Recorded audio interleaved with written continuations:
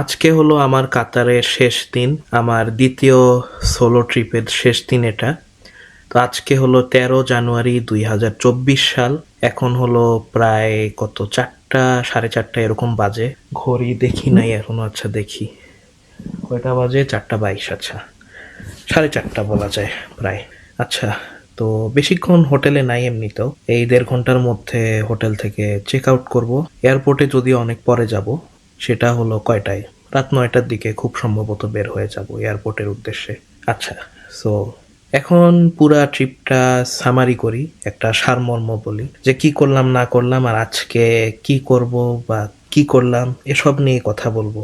তো এই ট্রিপটা একদম শুরুর থেকে ধরলে, আমি প্রথম দিনই বলেছিলাম যে আমার আসলে ওইভাবে প্ল্যান ছিল না। আমি ভেবেছি যে গত বছর মে মাসে ওইটাই আপাতত শেষ, আগামী কয়েক বছর মনে হয় না আর কাতারে আসবো বা অন্য কোনো দেশে যাব আর কি। তো এটা আর কি হঠাৎ করে প্ল্যান করা, নভেম্বরে আর কি। যখন জানলাম যে লুসাইল স্টেডিয়ামে একটা ম্যাচ হবে, তাও ওপেনিং ম্যাচ হবে, তো ওইটা শুনে আমার ভালোই লাগলো। ওই খবরটা শুনে তখন ভাবলাম চলেই আসি, লুসাইল স্টেডিয়ামে আবার আসি। খুবই ইমোশনাল একটা জায়গা আমার জন্য। তো লুসাইল স্টেডিয়ামের জন্যই আর কি কাতারে আসা মূলত। জানি একটা স্টেডিয়াম শুধু, তাই না, আপনারা বলতেই পারেন, সমস্যা নাই, এক একজনে এক এক রকম ইমোশনাল জিনিস থাকে যেটার প্রতি তাদের অ্যাটাচমেন্ট তৈরি হয়। সো এটাও আমার ওরকম একটা। আপনাদের কাছে এই জিনিসটা ফালতু লাগতে পারে যে একটা স্টেডিয়ামের জন্য কে আসে আবার, তাই না? ঠিক আছে, এটা ভাবাটা স্বাভাবিক, অস্বাভাবিক কিছু না। তো এই লুসাই স্টেডিয়ামের জন্যই আসা। আর বাদ বাকি দিন এগুলা এক্সট্রাই বলতে গেলে, যেখানে ঘুরেছি আর কি। যেমন লুসাইলে এবার মোটামুটি ভালোই করেছি, মেইন জায়গাগুলো দেখেছি লুসাইলে। স্টেডিয়াম তো কয়েকবার দেখেছি, আগের 2বার তো দেখেছি স্টেডিয়াম। লুসাইল বুলেভার্ডও গত ট্রিপে দেখেছি, তখনও একটা ফেস্টিভ্যাল চলছিল, ইভেন্ট চলছিল, এবারও চলছে। এবার ছিল হলো এশিয়ান কাপের জন্য আর কি, মূলত কি, হ্যাঁ, এশিয়ান কাপের জন্যই আর কি লুসাইল বুলেভার্ড সাজিয়েছে, একদম বিশ্বকাপে যেরকম ছিল প্রায় ওরকমই আর কি সাজিয়েছে। বিশ্বকাপের সময় যদিও আমি লুসাইল বুলেভার্ডে যাইনি, যাওয়া উচিত ছিল। ওইটা একটু খারাপ লাগে ভাবতে যে কেনই গেলাম না, অনেক মজা হইতো তখন। আসলে লুসাইল স্টেডিয়ামের কাছেই ছিল, একটু হাঁটলেই হতো তখন। যাই হোক, সোলো ট্রিপ না হলে যা হয় আর কি, আমি আগেই বলেছি যে অন্য মানুষ যদি থাকে, অন্য মানুষের জন্য অনেক সময় অনেক কিছু করা যায় না, তখন কিন্তু খুব খারাপ লাগে। ওই মানুষটার উপর তো লাগেই, যদিও লজিক্যাল কারণ থাকতে পারে যে কেন যেতে পারে নাই, কিন্তু তাও খারাপ লাগে যে আরে আরেকজনের জন্য আমি যাইতে পারলাম না। আচ্ছা, যাই হোক, মূল কথায় আসি। তো এবার হ্যাঁ, লুসাইল শহরের কিছু মূল জায়গা দেখলাম, যেমন লুসাইল মেরিনাটা দেখা হইলো এবার। যদিও খুব যে কাছের থেকে দেখেছি এমন না, না কাছাকাছি গিয়েছি, মানে একেবারে কাতারা টাওয়ার্সের ধারে কাছে একেবারে যাওয়া হয় না, যে একেবারে গা ঘেঁষে, যেটা আমি মে মাসে গিয়েছিলাম। এবার লুসাইল মেরিনার অন্য সাইডে আমি গিয়েছি। এবার হলো লুসাইল মেরিনার একদম কোন সাইডটা বলে, আহ দক্ষিণ দিকটা, হ্যাঁ দক্ষিণ দিকে গিয়েছি। দক্ষিণই তো, তাই না? হ্যাঁ, দক্ষিণ দিক, যেখানে হয়তো আই লাভ লুসাইল ওইটার একটা বড় করে লেখা আছে, ওটাতে গিয়েছি। আর ভেন্ডম মলেও গিয়েছি ওই একই দিনে। ভেন্ডম মলটা ভালোই লেগেছিল ডিজাইনটা দেখে। এটা শুনেছি যে ফ্রান্সের কি বলে ভেন্ডম নামে বলে একটা জায়গা আছে, বা কি জানি একটা জায়গা আছে আর কি, আমি ওইভাবে ঠিক জানি না। ওইটার আদলে আর কি এটা করেছে। পার্ল কাতারে যেরকম ভেনিসের আদলে কানাত কোয়াটিয়ার করেছে, ওইরকমই আর কি ইউরোপ থেকে অনুপ্রাণিত হয়ে এটা করেছে তারা। ভালোই করেছে, আমি বলবো যে অনেকে আমরা ছোট করে বলি না যে আরে দেখো নকল করছে, অনুপ্রেরণার নামে কি না কি করছে। কাতারের এখানে না ওরা দেখাই দিল, মানে যারা আর্কিটেকচার আছে তারা না দেখাই দিল যে অনুপ্রাণিত হলেও না ভালোভাবে কপি করা যায়। আচ্ছা, কপি বলবো নাকি বলবো ইন্সপায়ার, হ্যাঁ, যে ভালোভাবে জিনিসটা থেকে অনুপ্রেরণা নিয়ে ওইটার আদলে সুন্দরভাবে নকল করা যায়, তাই বলবো, হ্যাঁ তাই বলে নকল করা যায়। যেটা কি বলবো, মানে দেখলে লাগে না, মানে মনে হবে না যে আরে কি নকল করলো, মানে নকল করলে ভালো করে কর এরকম, মানে হ্যাঁ ওই ভালো করেই করছে। মানে আপনি যদি কানাত কোয়ার্টারে যান তাহলে একটা ইটালির ভাব আসবেই, মানে ভেনিসের ভাবটা আসবে। এমনকি ভেন্ডম মলে গেলেও ফ্রান্সের ভাব আসবে। যারা গিয়েছে তারা বলতে পারবে, আমি ওইভাবে জানি না আসলে ভেন্ডম জিনিসটা কি ফ্রান্সের, এই জন্য আর কি বলতে পারছি না। তো ওখানে গিয়েছিলাম, আর আমি তো বলেছিলাম কোন ভ্লগে জানি বলেছিলাম, 10-11 তারিখের কোনো ভ্লগে বলেছিলাম যে ওখানে যাওয়ার পরে জায়গাটা সুন্দর হলেও কেমন জানি একটু আনকমফোর্টেবল লাগছে। মানে খুবই ধনী ধনী একটা ভাব, মানে খুব কি বলবো বড়লোকি ভাব ওইখানে। খুব ব্র্যান্ডের দোকান দিয়ে ভরা, তারপর আরবদের দিয়ে ভরা, মানে খুবই কি বলবো, এটা আমার দেশে থাকতে না এরকম হয়, মানে দেশে যখন র্যাডিসনে ঢুকেছিলাম একবার, তারপর ইয়েতে র্যাডিসন না ওয়েস্টিনে, অ্যাকচুয়ালি হ্যাঁ ওয়েস্টিনে ঢুকেছিলাম গুলশানে, কেমন যেন একটা আনকমফোর্টেবল লাগে সব খুব বড় লোকদের এলাকায় গেলে। আমি জানি না কেন জানি আমার ভিতরে ইনসিকিউরিটিটা কাজ করে। জিনিসটা অবভিয়াসলি ভালো না যে কেন ইনসিকিউর লাগবে কিছু জায়গায় গেলে, কিন্তু লাগে না মানে কিছু জায়গায় গেলে যে আরে এত পশ জায়গায় কেন আসছি, এত অভিজাত এলাকায় কেন আসছি, আমি তো এখানকার যোগ্যই না। হয়তো আমার নিজের ইনফারিয়রিটি কমপ্লেক্স কাজ করে, হু নোস।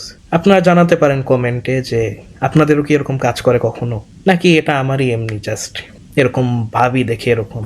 আচ্ছা যাই হোক, সো ওখানে গেলে মানে আরবরাই বেশি, মানে 50 থেকে 90% প্রায় আরব। মানে ওখানে গেলেই মনে হয় যে হ্যাঁ আরব দেশে আছি, ওই ভেন্ডম মেলে, মানে ভেন্ডম মেল কেন, ভেন্ডম মল, ভেন্ডম মলে হ্যাঁ।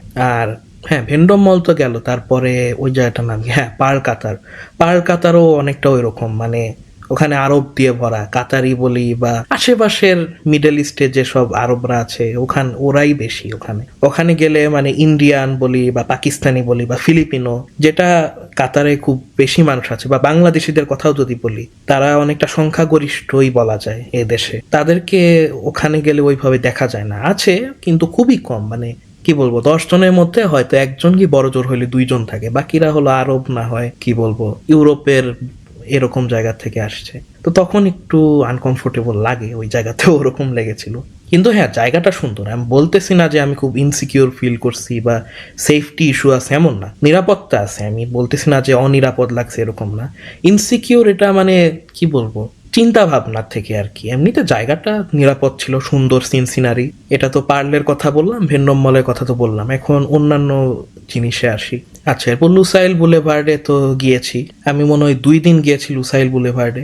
একদিন মানে একদম প্রথম দিন হলো শুধু লুসাইল বুলেভার্ডের শুরুতে গিয়েছি, মানে শুরু বলতে কি যে জায়গা থেকে লুসাইল বুলেভার্ডটা শুরু হয় ওই জায়গাটায় গিয়েছি জাস্ট দেখার জন্য যে কি অবস্থা। ওটা 10 তারিখ না 9 তারিখ ছিল হ্যাঁ, তখন মানে লুসাইল বুলেভার্ডে ইভেন্ট কি কোনো শুরু হয় নাই, 10 তারিখে শুরু হবে, ওটা মানে প্রস্তুতি করছিল। ওটা আমি জাস্ট দেখে আসছি, টায়ার্ড ছিলাম, সো আমি আর ঘুরি নাই ওই জায়গা। তো লুসাইল বুলেভার্ডে মূলত আমি গতকাল গিয়েছি, গতকালই তো হ্যাঁ, কালকে না না না পরশুদিন 11 তারিখে গিয়েছি। 11 তারিখে লুসাইল বুলেভার্ডে গিয়েছি, ভালোই লেগেছিল। অনেক দেশের কি বলবো স্টল বলবো না কি বলবো জানি না, ফ্যান জোন ছিল, এএফসি যে কয়টা দেশ খেলছে এই টুর্নামেন্টে সেগুলার একটা স্টল ছিল। তো সেই স্টল গুলা দেখলাম, জিনিসপত্র বিক্রি করছে, এমনকি বিভিন্ন সাংস্কৃতিক অনুষ্ঠান তাদের দেশের করছে সেটা দেখলাম। যেমন সিরিয়ারটা দেখলাম, হ্যাঁ ইরাক কেন বলছি, মানে সিরিয়ারটা খুবই ভালো ছিল, ভালোই লেগেছিল। তাও আরো বিভিন্ন দেশের আয়োজন ছিল দেখেছি, কিন্তু অনেক টায়ার্ড যেহেতু লাগছিল আর সময় যেহেতু হাতে কম ছিল, তাই আমি সবগুলা খুব ঘুরে ঘুরে দেখি নাই, কিন্তু দেখেছি। এরপরে লুসাইল বুলেভার্ড ঘুরতে ঘুরতে একদম মানে লুসাইল স্টেডিয়ামের ওই কোণার থেকে শুরু করে একদম সাগরের পার পর্যন্ত চলে গিয়েছি হেঁটে হেঁটে পুরা। ওটা প্রায় কত 1 থেকে 1.5 কিলো তো হবেই। এটা গাড়ির জন্য হয়তো কোনো ব্যাপার না 1 কিলো যাওয়া, মানে একটা গাড়ি কতক্ষণই বা লাগবে, ধরলাম বেশি হলে 5 মিনিট লাগতে পারে, বেশি হলে আর কি ডিপেন্ড করে, বাট ধরলাম আর কি কম বেশি হলেও 5 মিনিট লাগবে 1 থেকে 1.5 কিলো যাইতে। কিন্তু হেঁটে যাওয়া কিন্তু 1 কিলো কোনো মুখের কথা না, যদি অভ্যাস না থাকে। অভ্যাস থাকলেও সময় লাগে হেঁটে যেতে। আমার কত কত মিনিট লেগেছিল হিসাব করিনি ওইভাবে, কিন্তু আমার মনে হয় প্রায় 20 মিনিট লেগে গিয়েছিল, 20 থেকে 25 মিনিট এক কোণা থেকে আরেক কোণা যাইতে 1 কিলো, কিন্তু যেটা ঠিকই আছে, কারণ মানুষের হাঁটার গতি কত বলা হয় প্রতি ঘন্টায় 4 থেকে 5 কিলো এরকমই ধরা হয় আর কি। তো ওই অনুযায়ী ধরলে ঠিকই আছে, সময় লেগেছিল। তো ওখানেই তো বুঝলেনি হেঁটে যেতেই এরকম সময় লেগেছিল, তো মানে ওখানে অনেক সময় চলে গেছে আর কি, কিন্তু ভালো লেগেছে। যদিও অনেক ক্লান্ত হয়ে গিয়েছিলাম হাঁটতে হাঁটতে, পায়ের অবস্থা অনেকটা খারাপ হয়ে গেছিল।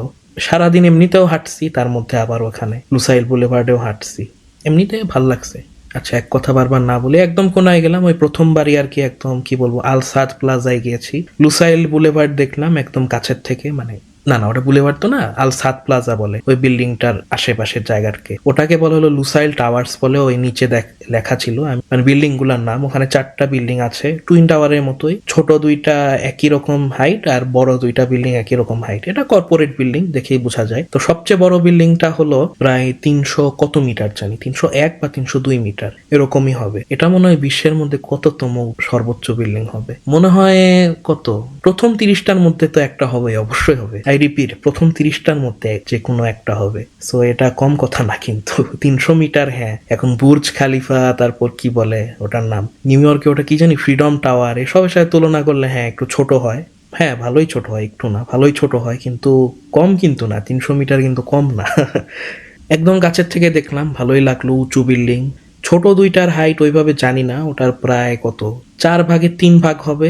তো 300 4/3 কত আসতে পারে, কত আসবে, 200 না এরকমই হবে। হ্যাঁ আচ্ছা, আমি স্ক্রিনে দিয়ে দেবো কত মিটার ওটা, ওই দুইটা বিল্ডিং মানে ছোট দুইটা। তো ওগুলাকে লুসাইল প্লাজা টাওয়ারও বলে, আবার লুসাইল টাওয়ার্সও বলে, বিভিন্ন নাম আছে, কিন্তু ওখানে লেখা ছিল লুসাইল টাওয়ার্স। আচ্ছা, তো ওটার ওখানে গেলাম। এরপর একদম ভিতরে একদম কোনায় যে ওখানে বসার জায়গা আছে, হাঁটার জায়গা আছে। তো ওখান থেকে দেখলাম যে দেখা যাচ্ছে, ওটা কি বলে, আমার মনে হয় কেতাইফান দ্বীপ আছে, ওটা দেখা যাচ্ছিল ম্যাপে। আচ্ছা ম্যাপে দেখিয়ে দিব খুব সম্ভবত। হ্যাঁ, কেতাইফান দ্বীপ ছিল ওই সাগরের অন্য পাশে। তাও আরেক দিকে হলো ব্রিজ ছিল, ওই ব্রিজটার নাম আমার মনে নাই, কিন্তু আমি এই ট্রিপে যাওয়ার আগে ওই ব্রিজটার নাম দেখে গিয়েছিলাম যে লুসাইলে কি কি দেখা যায়, এই জন্য আর কি। তো ওই বিল্ডিংটার নামও আমি দিয়ে দিব। এটা গেল রাতের বেলা, এই লুসাইল বুলেভার্ড দেখলাম, সুন্দর লাগছিল বিল্ডিংটা। আর ওই বিল্ডিংটার লাইট কোথার থেকে আসছিল সেটাও দেখলাম, মানে হয়তো নীলের যে একটা লাইট, নীল একটা লাইট দেখা যায় না রাতের বেলা লুসাইল টাওয়ার গুলাতে, সেটাও দেখতে পেলাম যে কোথার থেকে লাইটটা দেয় আসলে।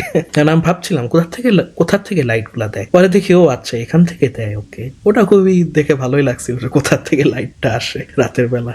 এটা গেল লুসাইলের বর্ণনা গেল।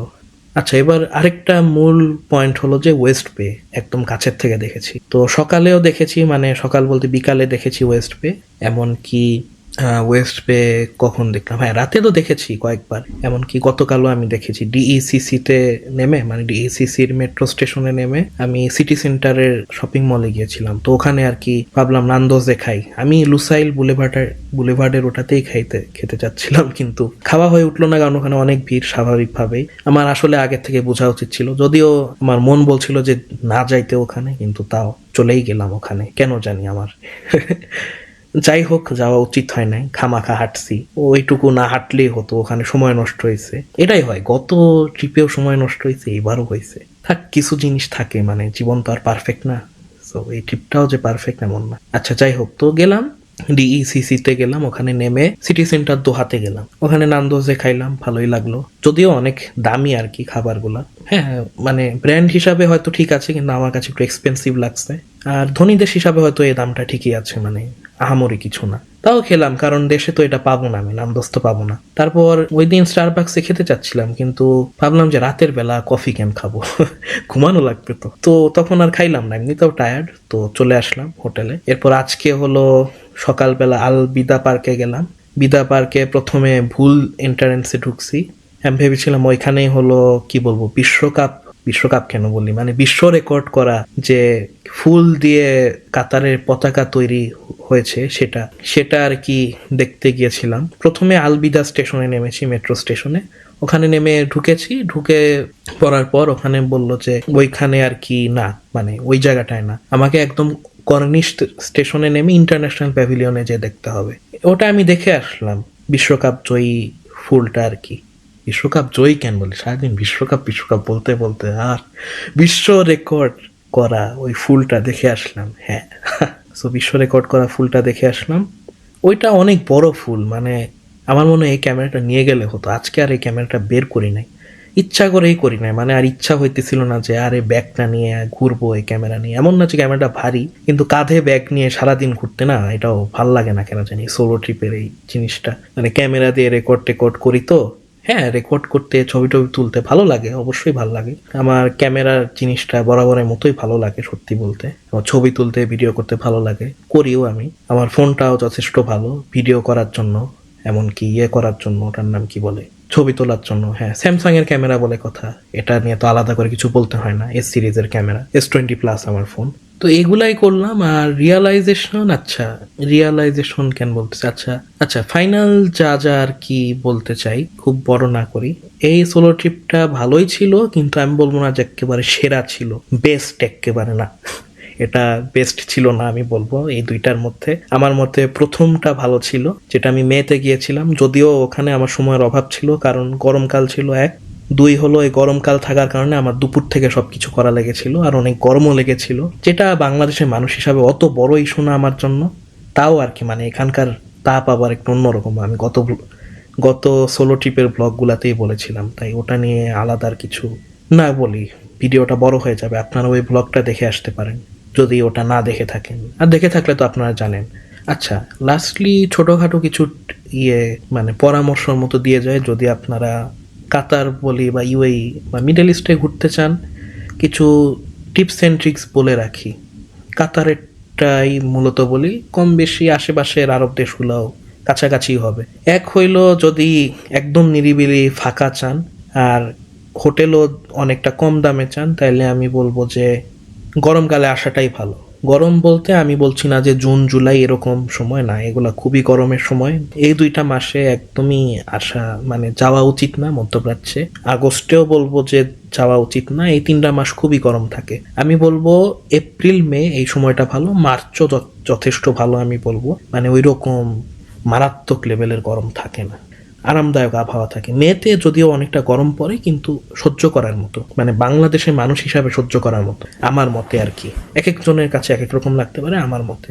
আর যদি কাতারে ঘুরতে যান, আমার মনে হয় জানুয়ারিটা খুবই ভালো মাস, এই সময় আসতে পারেন। কিন্তু অনেক কি বলবো, একটু রাশ থাকে কিছু কিছু ক্ষেত্রে, যেমন ডেজার্ট সাফারিতে আবার অনেক মানুষ ছিল আগের তুলনায়। আগের বার তো কোনো মানুষই পাই নাই, খালিই ছিল বলতে গেলে, প্রায় মে মাস ছিল দেখে। তো অফ সিজনে ঘোরাটা আমি বলবো খুবই ভালো, কারণ তখন নীরবতা থাকে। এমন না যে এখন নাই, তখন আরো বেশি থাকে আর কি, ভালো লাগে তখন। আচ্ছা, লাস্টলি লুসাইল স্টেডিয়াম নিয়ে কিছু কথা বলি। লুসাইল স্টেডিয়ামে যে খুবই ভালো লাগলো সত্যি বলতে, অনেকটা ইমোশনালও হয়ে গেছিলাম ভিতরে ভিতরে, যে এখানে আর্জেন্টিনা বিশ্বকাপ জিতে গিয়েছিল। এই সব জায়গা দিয়ে তারা হেঁটে বের হয়েছিল, দোতলা বাস দিয়ে বের হয়েছিল, হেঁটে বলবো না মানে ওই দোতলা বাস দিয়ে বের হয়ে লুসাইল বুলেভার্ডের দিকে গিয়েছিল বিশ্বকাপের ট্রফিটা হাতে নিয়ে। আর স্টেডিয়ামের ভিতরে যে কোনায় কি বলবো আর্জেন্টিনার যে দল উদযাপন করেছে বিশ্বকাপটা, তো সেই দুই কোনাগুলাও দেখলাম। কোন কোনা এক্স্যাক্টলি জানি না, কিন্তু ওই কোনাটা আর কি, কোনাগুলা দেখে একটু মনে করার চেষ্টা করলাম যে হ্যাঁ, এই কোনাতেই তো ওরা উদযাপন করেছিল। আসলে খুবই ভালো লেগেছে। এমনকি যখন বের হয়ে গিয়েছি লুসাইল স্টেডিয়াম থেকে, তখনও একটু মানে কেমন জানি একটু এমন হয় না যে ধরেন হঠাৎ মানে কোনো প্রিয় জিনিস ছেড়ে চলে গেলে যেরকম লাগে, ওই রকম লাগতেছিল যে আর কবে আসবো কে জানে। ভালোই লাগতেছিল আসলে। লুসাইল স্টেডিয়াম আমার জন্য একটা আবেগের জায়গা সত্যি বলতে। আবার যে ভালো লাগলো ভিতরে, যে বিশেষ করে একটু ভালোভাবে দেখলাম আর কি। আগের বারও দেখেছি, কিন্তু এবার আরো ভালোভাবে দেখলাম ভিতরের জায়গাগুলা। সুন্দর স্টেডিয়াম। এবার বসার জায়গাটাও ভালোই ছিল, খারাপ ছিল না, একেবারে খুব উপরেও ছিল না, আবার একেবারে যে খুব নিচে এমন না, মাঝামাঝি ছিল। তাই খেলোয়াড়দেরও একটু দেখতে পেরেছি ভালোভাবে। যদিও এই দুইটা দলের একটাকেও আমি সাপোর্ট করি না, কিন্তু হ্যাঁ, যেহেতু কাতারে এসেছি, কাতারকেই সাপোর্ট করেছি শুধু ওই ম্যাচটার জন্য। আমি সবসময় আর্জেন্টিনাকেই সাপোর্ট করি, যত যাই হোক, যত দলই থাকুক। কাতারকে জাস্ট সৌজন্য হিসাবে সাপোর্ট করেছি। তো ট্রিপটা এটুকুই ছিল। জানি না কবে আবার কোনো সোলো ট্রিপে যাব। আগামী কয়েক বছর খুব সম্ভবত আর কোথাও যাচ্ছি না, অ্যাটলিস্ট সোলো ট্রিপে যাইতেছি না। কোনো ট্রাভেল ব্লগও আর দিব না আপাতত। নর্মাল যেসব ভিডিও টিডিও করি ওই সবই করবো, ওগুলাই ভাল লাগে আমার। সত্যি বলতে পাবলিক প্লেসে কথা বলতে ভাল লাগে না। পাবলিক প্লেসে কথা বললে কেমন জানি লাগে, মানে ওটা না পাবলিক স্পিকিং হয়ে যায় তখন। কারণ এখন যখন ভিডিওটা করছি, এটা তো আমি অনেক কাটছাট করবোই নিশ্চিন্তে। এমনকি কয়েকটা রিটেকও হয়তো নিব কি মানে নেওয়া তো হয়, অনেক কাটছাট করে নিজের মতো গুছাই দিয়ে দিব। কিন্তু পাবলিকে যখন কথা হচ্ছে তখন কিন্তু লাইভ হচ্ছে, হ্যাঁ ক্যামেরায় হয়তো রেকর্ড হচ্ছে এটা তখন, কিন্তু আশেপাশের মানুষ যেটা দেখছে ওটা কিন্তু পাবলিক স্পিকিং হইতেছে। যদিও এমন না যে আমি খুব মানুষের সামনে ক্যামেরায় কথা বলি, কিন্তু তাও আর কি পাবলিক প্লেসে তো পাবলিক স্পিকিং হয়ে যায়, লাইভ হয়। এই জন্য আমি মনে হয় না আর কখনো এভাবে মানে একদম পাবলিক প্লেসে যে কথা বলবো ক্যামেরার সাথে, আমার কাছে ভাল লাগে না সত্যি বলতে। আমার ইনডোরেই ভাল লাগে মানে কথা বলতে। ইনডোরে ট্রাইপডে বসায় নিজের বাসার ভিতরে বা যে কোনো ইনডোর জায়গায়, শুধু নিজের বাসা বলে না, একটা হোটেলের রুমও হইতে পারে বা যে কোনো রুমে বসে আমি কথা বলতে পারবো, কোনো সমস্যা নাই। এখন যেমন আপনাদের সাথে কথা বলছি ক্যামেরা দিয়ে, এটা যেরকম পারছি, একদম একটা মনোলগ হয়ে গেছে, এটা যেমন খুব আরামসে পারতেছি। কিন্তু বাইরে কিন্তু এতক্ষণ পারবো না যদি না আশেপাশে একদম মানুষ না থাকে। যেটা আমি লুসাইল স্টেডিয়ামে গত বছর মে মাসে পেরেছিলাম, সেটা আমি সব জায়গায় পারবো না আসলে, সব সময় পারবো না। আর লুসাই স্টেডিয়ামে যে না একটা জিনিস খুব খেয়াল করলাম যে জীবনে যখন প্রয়োজন পড়ে তখনই না সবাই আশেপাশে আসে মানুষ। যেমন লুসাই স্টেডিয়ামটা আমি গত মে মাসেও তো গিয়েছি, একদম খালি ছিল। জাস্ট দূরে কয়েকটা সিকিউরিটি ছিল, তাও বেশি সিকিউরিটি না, খুব অল্প সিকিউরিটি। আর খুব দূর দূরান্তে হয়তো মানুষজন ছিল, মানে আমার আশেপাশে কয়েকশো মিটারে কোনো মানুষই ছিল না। আর স্টেডিয়ামটা জাস্ট জল জল করছে সোনালি আলোতে, কিন্তু কোনো মানুষ নাই ওই স্টেডিয়ামের ওখানে, একদমই নাই বলতে গেলে। থাকলে সিকিউরিটি সেটা দেখা যাচ্ছে না, কিন্তু নাই বলতে গেলে। তখন আমি বুঝলাম যে প্রয়োজন পড়লে আপনার আশেপাশে মানুষ দিয়ে ভরা থাকবে, কিন্তু যখন প্রয়োজন নাই তখন কেউ আপনার পাশে থাকবে না। স্বার্থ ফুরাই গেলে সব চলে যায়। হ্যাঁ, এটা পুরান কথা জানি, এটা শুনতে শুনতে হয়তো অনেকেরই অভ্যাস হয়ে গেছে এই কথাটা শুনে, কিন্তু ওইখানে যে মানে জিনিসটা আবার কি বলবো অনুভব করলাম যে আসলেই মানে যখন খেলা থাকে স্টেডিয়ামে তখন মানুষ দিয়ে ভরপুর হয়ে যায়, খেলা শেষ হলেই সব চলে যায়। হ্যাঁ, এখন বলতে পারেন যে হ্যাঁ কি ভাই, খেলা না থাকলে কেন যাবো আমি, তাই না? কিছু না থাকলে আজাইরা কেন যাবো। এটা ঠিক, এটাও একটা ভালো কাউন্টার আর্গুমেন্ট দিতে পারেন, কিন্তু আমি আর কাউন্টার আর্গুমেন্টের জবাব কি দিব জানি না, কিন্তু জিনিসটা মানে ওইভাবে মানে ফিলোসফিক্যাল লেভেল থেকে যদি চিন্তা করি ভালোই লেগেছিল। আচ্ছা, এটা একটা মনোলগ হয়ে গেল, এটা এই ভিডিওটা কয়েক পার্টে করব। এটা কোন নাম্বার পার্টে দিব জানি না, অনেক বড় হয়ে গেছে আমার এই রেকর্ডিংয়ে, 19 মিনিট হয়ে গেছে। এখন সব জোড়াতালি লাগায় ভিডিও কত মিনিটে যে ঠেকে জানি না, যদি খুব বড় হয়ে যায় তাহলে অবশ্যই কয়েক পার্টে এই ভিডিও আসবে। তো এই সোলো ট্রিপে এটুকুই ছিল, যা বলার বলেছি। দেখা হবে দেশের কোনো ভিডিওতে, কোনো জিওগ্রাফির ভিডিও, কোনো ডুওলিঙ্গোর ভিডিও, বা জানি না কোন ভিডিওতে। যাই হোক, ভিডিওটা এটুকুই ছিল। দেখা হচ্ছে বাংলাদেশে। আস্তা লুয়েগো, আদিওস।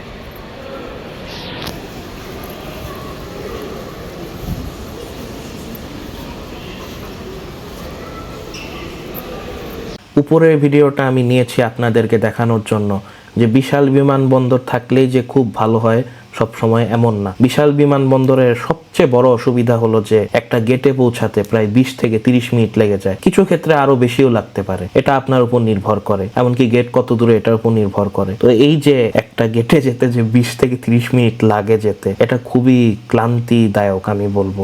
আর এই তো স্ট্যান্ডিং এসকেলেটর যে 3-4টা বা আরো বেশিও পার করা লাগে, এটা খুবই সময় সাপেক্ষ ব্যাপার, মানে খুবই সময় নিয়ে নেয়, খুব ক্লান্তি তৈরি করে, বিশেষ করে মাঝরাতের ফ্লাইট হলে। এক তো যেমন সারাদিনে যদি আপনি ঘোরাফেরা করে তারপরে ফ্লাইটটা ধরেন, এটা খুবই ক্লান্তিকর। এক তো আমার ক্লান্ত চেহারাটা আপনাদের সামনে চলে আসলো।